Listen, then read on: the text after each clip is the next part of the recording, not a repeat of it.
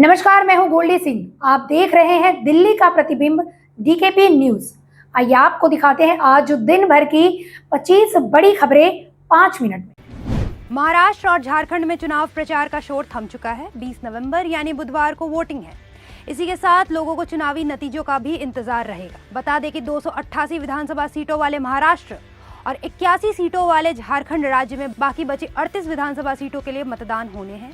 दोनों राज्यों में होने वाले विधानसभा चुनाव और 15 राज्यों की 48 विधानसभा और 2 लोकसभा सीटों पर होने वाले उपचुनावों के लिए भी वोटों की गिनती 23 नवंबर को ही की जाएगी। महाराष्ट्र में विधानसभा चुनाव 2024 के लिए बुधवार को मतदान होने हैं।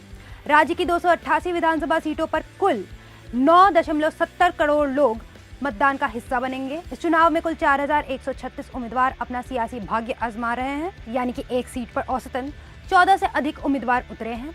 महाराष्ट्र चुनाव की चर्चित चेहरों में मुख्यमंत्री एकनाथ शिंदे, उप मुख्यमंत्री देवेंद्र फडणवीस और अजीत पवार, पूर्व मुख्यमंत्री पृथ्वीराज चौहान और पूर्व मंत्री आदित्य ठाकरे शामिल है। पूर्व मंत्री नवाब मलिक, भाजपा से शिवसेना में आई शाइना एनसी, कृषि मंत्री धनंजय मुंडे, महाराष्ट्र सपा प्रमुख अबू आजमी और पूर्व मंत्री जयंत पाटिल के सियासी भाग्य का फैसला भी इसी चुनाव में होना है। उत्तर प्रदेश इलेक्शन वॉच और एसोसिएशन फॉर डेमोक्रेटिक रिफॉर्म्स ने उत्तर प्रदेश विधानसभा उपचुनाव के 9 निर्वाचन क्षेत्रों से चुनाव लड़ने वाले सभी 90 उम्मीदवारों के शपथ पत्रों का विश्लेषण किया, जो गाजियाबाद, करहल, खैर, कुंदरकी, मंझवा, मीरापुर, फूलपुर, सीसामऊ और कटहरी निर्वाचन क्षेत्र से चुनाव लड़ रहे हैं। UP election watch and ADR के मुख्य संयोजक संजय सिंह ने बताया कि आपराधिक मामलों में रामवीर सिंह, जो मुरादाबाद के कुंदरकी से भारतीय जनता पार्टी से चुनाव लड़ रहे हैं, उनके ऊपर सर्वाधिक 6 आपराधिक मामले दर्ज है। दूसरे नंबर पर आपराधिक छवि के उम्मीदवार में मोहम्मद रिजवान है, जो कि कुंदरकी से समाजवादी पार्टी के उम्मीदवार है। इनके ऊपर 3 आपराधिक मामले दर्ज है। तीसरे नंबर पर दीपक तिवारी है, जो बहुजन समाज पार्टी से मंझवा के उम्मीदवार है। इनके ऊपर 5 आपराधिक मामले पंजीकृत है। महाराष्ट्र और झारखंड में शनिवार को विधानसभा के चुनाव होने हैं। इससे पहले ही केंद्रीय मंत्री गिरिराज सिंह ने एक बार फिर घुसपैठ का मुद्दा उठा दिया है। गिरिराज सिंह ने मतदान से पहले कहा कि जो रोहिंग्या का समर्थन करते हैं और जो समाज को बांटते हैं, उन्हें लोग कभी वोट नहीं करेंगे। आगे उन्होंने कहा कि जब कल आप मतदान करने जाए तो केवल एमएलए चुनने नहीं जाए, बल्कि अपने बच्चों के भविष्य के लिए जाए, अपनी बहू बेटियों की इज्जत के लिए जाए। वहीं झारखंड को लेकर उन्होंने कहा कि ये झारखंड को बांग्लादेश बनाना चाहते हैं और रांची को कराची बनाना चाहते हैं। पीएम मोदी G20 समिट के लिए अभी ब्राजील में है। इस दौरान पीएम मोदी और इटली की प्रधानमंत्री जॉर्जिया मेलोनी की मुलाकात हुई। G20 समिट के इतर पीएम मोदी और मेलोनी के बीच द्विपक्षीय बैठक हुई। पीएम मोदी और मेलोनी दोनों ने एक्स पर इसकी तस्वीर भी शेयर की, जिसमें दोनों मुस्कुराते हुए हाथ मिलाते नजर आए। इन तस्वीरों से भारत और इटली के बेहतर संबंध की झलक दिखती है। इस तस्वीर को खूब वायरल भी किया जा रहा है। महाराष्ट्र चुनाव से एक दिन पहले कैश फॉर वोट के आरोप को लेकर राज्य का सियासी पारा चढ़ गया है।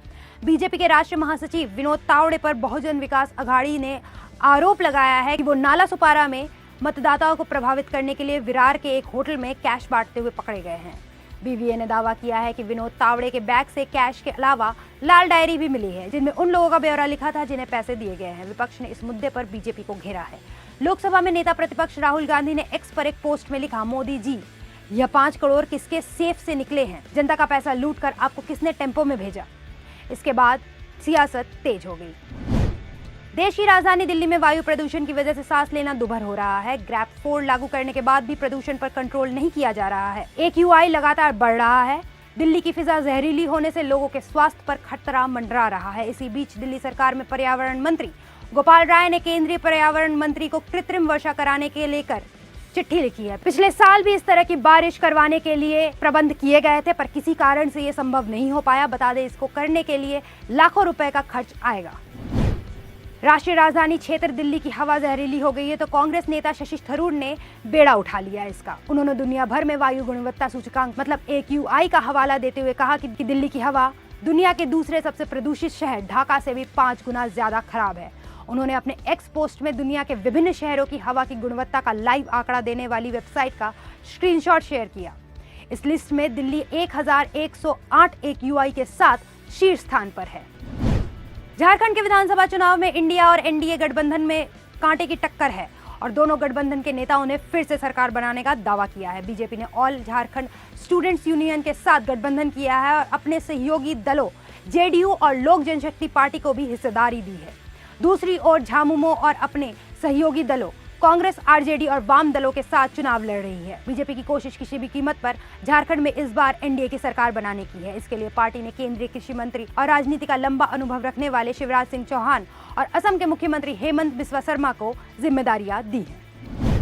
भीम आर्मी चीफ और नागीना से सांसद चंद्रशेखर आजाद रबुपुरा के भीकनपुरा में हुए दलित युवक की हत्या के मामले में पीड़ित परिवार से मुलाकात करने पहुंचे। वहां उन्होंने सीएम योगी आदित्यनाथ पर हमला बोलते हुए कहा कि इतना असंवेदनशील मुख्यमंत्री मैंने कभी नहीं देखा। ये केवल बांटने की और काटने की ही बात करते हैं।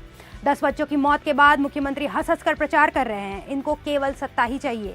ये पीड़ित परिवारों से मिलना नहीं चाहते। वहीं उपचुनाव को लेकर भी आजाद ने बयान दिया है और कहा है कि चुनाव सर पर है और कई जगहों पर पर्चियां भी नहीं बांटी गई है। जगह जगह पर लोकतंत्र का गला घोटा जा रहा है। उत्तर प्रदेश में खुलेआम गोलियां चल रही है और इस कानून व्यवस्था को अच्छा बताना एक मजाक है। दिल्ली का मशहूर हिमाचल भवन शहर की पहचान बन चुका है। इस भवन में हिमाचल से आए हुए लोग रुकते थे। यहाँ कभी कपड़ों की मशहूर सेल लगती थी। लोग यहाँ कपड़े खरीदने आते थे। यहाँ सुबह से शाम तक चहल पहल रहती थी। ये भवन दिल्ली के मंडी हाउस में मौजूद है, लेकिन अब यहाँ पर जल्द ही सन्नाटा पसरने वाला है। इसके पीछे बड़ी वजह है। दरअसल आपको बता दें कि दिल्ली के हिमाचल भवन को कुर्क करने के आदेश जारी हो गए हैं। 64 करोड़ रुपए का बकाया ना चुका पाने की वजह से हिमाचल हाईकोर्ट ने दिल्ली के हिमाचल भवन को अटैच करने के आदेश दिए हैं। फिलहाल गेट पर भी ताला लगाने की तैयारियां शुरू कर दी गई है।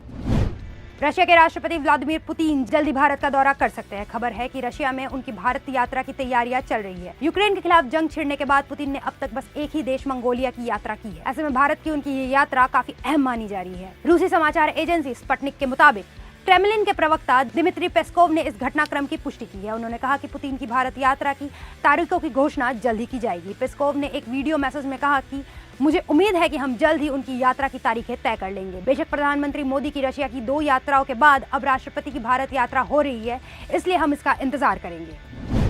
महाराष्ट्र और झारखंड में विधानसभा चुनाव अब अंतिम पड़ाव पर पहुंच गया है और इधर राष्ट्रीय राजधानी दिल्ली में सियासी सरगर्मियां तेज हो रही है। केंद्र शासित प्रदेश दिल्ली में फरवरी 2025 तक विधानसभा के चुनाव होने हैं और इससे पहले सियासी तापमान बढ़ने लगा है। नेताओं के दल बदल का सिलसिला भी तेज होता नजर आ रहा है। दिल्ली में दल बदल एक्सप्रेस ने रफ्तार पकड़ ली है। पिछले 10 दिनों में ही लगभग आधा दर्जन नेता अपने पुरानी पार्टी का साथ छोड़कर दूसरे दल का दामन थम चुके हैं। ऐसे नेताओं की लिस्ट में दिल्ली सरकार के मंत्री रहे कैलाश गहलोत से लेकर मतीन अहमद और वीर सिंह धिंगान तक कई कद्दावर नेताओं के नाम हैं। इनके साथ ही तीनों पार्टियों का दावा है कि कई दूसरी पार्टियों के नेता उनके टच में तो है। ऐसे में हमें आने वाले समय में कई और चीजें देखने को मिल सकती है। माधुरी दीक्षित 90 के दशक में सभी के दिलों की धड़कन हुआ करती थी। उनकी खूबसूरती, डांस और एक्टिंग के लोग दीवाने हुआ करते थे। लेकिन एक समय ऐसा आया था जब उन्होंने फिल्मों की चमक धमक को अलविदा कह दिया था। वो करीब 8 साल तक फिल्मों से दूर रही थी, जिसका कारण था डॉक्टर श्रीराम नेने के साथ उनकी शादी। वो उस समय अपने करियर के पीक पर थी, जिसका पछतावा उन्हें आज भी होता है। उन्होंने साल 2007 में बॉलीवुड में वापसी जरूर की थी, लेकिन उनका कमबैक थोड़ा फीका रह गया। हाल ही में आई उनकी फिल्म भूल भुलैया 3 ने सभी का दिल जीता और वो फिर दोबारा अपने फैंस को खुश करने में कामयाब हुई। फिल्म ने काफी सफलता हासिल कर ली है, जिसके बाद इसके चर्चे हर जगह हो रहे हैं। आईपीएल 2025 का मेगा ऑक्शन करीब है। जैसे जैसे 24 नवंबर की तारीख करीब आ रही है, उसके साथ ही ये बहस भी तेज हो रही है कि भारत के 2 स्टार खिलाड़ियों में किसकी बोली ज्यादा लगेगी। इनके नाम है ऋषभ पंत और श्रेयस अय्यर। एक वक्त था जब ये दोनों एक ही टीम के लिए आईपीएल खेलते थे, लेकिन अब तस्वीर बदल चुकी है। खास बात यह है कि इस बार दोनों को उनकी टीमों ने रिलीज कर दिया है। ऐसे में ऑक्शन में पहले दिन उन पर बोली लगती हुई नजर आएगी और ये इस बार के आईपीएल को और ज्यादा खास बनाए। तो ये थी अभी तक की बड़ी खबरें। बाकी खबरों के लिए देखते रहें दिल्ली का प्रतिबिंब।